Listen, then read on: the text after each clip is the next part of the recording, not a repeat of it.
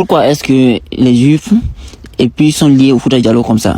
Ça veut dire que quand ils voulaient s'installer, le premier État où ils voulaient faire l'État d'Israël, c'était en Guinée, au Fouta Djallon. Nous avions failli, nous, Africains, être, n'est-ce pas, les hôtes de cet État.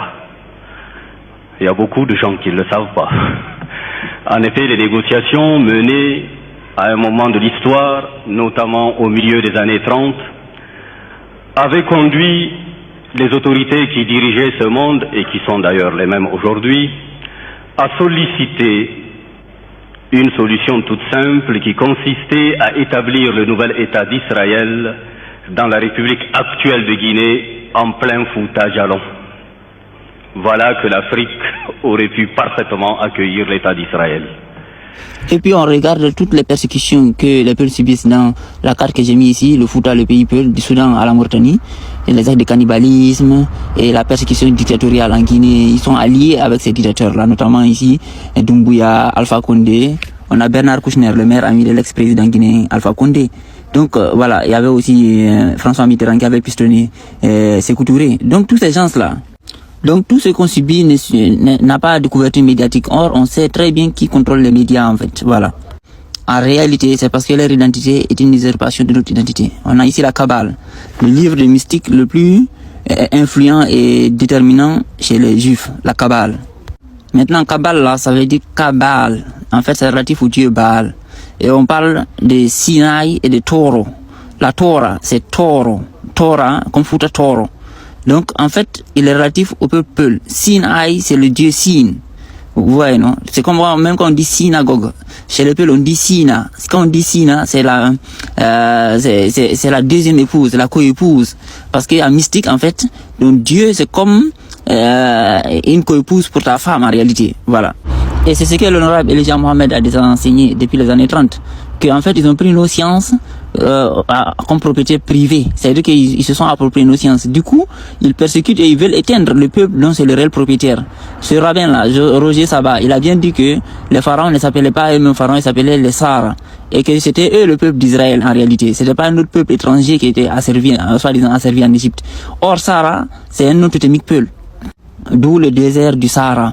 Donc vous voyez, il y a Jupiter Ammon, il y a les chanteurs, surtout qu'on dit entre parenthèses afro-américains, qui font toujours référence au dieu Baal. Maintenant, on sait que l'industrie musicale américaine est contrôlée par ces gens-là. Du coup, en réalité, à travers la Kabbale, c'est-à-dire qu'il y a un livre où est condensé les sciences de nous, les peuples, nos ancêtres en réalité. Ils manipulent ces technologies mystiques-là pour dominer le monde. Vous voyez, non? Maintenant, pour effacer la trace, en fait, c'est ça qui fait tout ce silence radio à toute cette épuration ethnique en cours aujourd'hui en Afrique. Du coup, ils ont inventé le concept du baphoné pour ne pas avoir à reconnaître qu'il s'agit en fait de la divinité Baal. Du coup, ils utilisent les technologies là pour faire des Baal en réalité, parce que Baal c'est les forgerons, mais au plan concret, ce sont les musiciens, parce que ce sont les musiciens qui manipulent le feu intérieur des gens, qui travaillent avec le feu intérieur des gens. Voilà, parce que le forgeron au sens grossier, c'est celui qui manipule le feu brut extérieur, mais le vrai forgeron c'est celui qui manipule le feu intérieur. Et c'est référence à la divinité Baal. C'est pour ça que le bouquin s'appelle Kabbale, chez Baal, ou bien l'esprit de Baal. Kabbale, l'esprit de Baal aussi, c'est possible.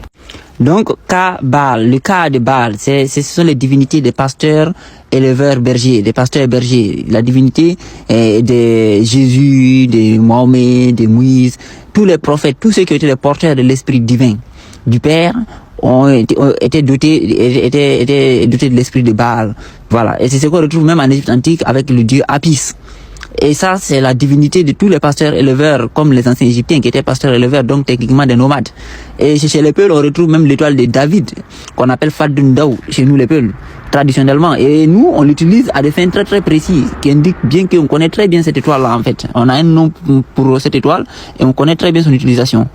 Donc, en réalité, ils ont déjà inventé la langue qu'on dit l'hébreu là. L'hébreu, c'est une langue qui a été inventée. Lui, c'est Eliezer Ben Yehuda, de son vrai nom Eliezer Perelman Elianov, né en 1858 en Biélorussie actuelle, et mort en Palestine en 1922. À son époque, l'hébreu est une langue morte, qui n'est parlée nulle part dans le monde, si ce n'est par les rabbins qui étaient presque les seuls à comprendre partiellement les écrits en hébreu. Bien sûr, une langue ne meurt pas, elle évolue, et c'était le cas de l'hébreu qui a fondu avec l'araméen, l'arabe et l'assyrien. Mais ça, il ne faut pas le dire à un sioniste comme Eliezer Ben Yehuda, qui a consacré sa vie à l'invention d'une nouvelle langue basée sur l'hébreu ancien des synagogues, et le yiddish qui est une langue germanique parlée par les juifs ashkénazim. Confronté à la pauvreté de la langue 8000 mots et 500 racines, tous appartenant à l'Antiquité.